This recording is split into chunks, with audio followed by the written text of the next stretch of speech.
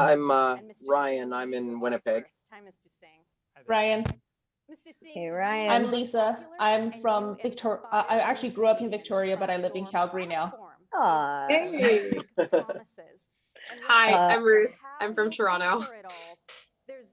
I'm Shannon. I'm in Victoria, BC. Hey.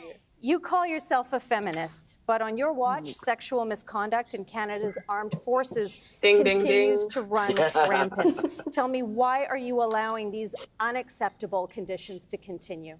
I think we recognize that there are systems and institutions that need to change across the country, and that's why from the very beginning, we stepped up with policies, new policies, stronger policies and processes to support every survivor, everyone who comes forward, because nobody deserves to work in a workplace where they are being discriminated against, where they are being harassed or hassled. We have been unequivocal about that. My leadership has been unequivocal about that. Yes, these problems continue in workplaces across the country, particularly like in the military. That's unacceptable, which is why we've taken even stronger measures.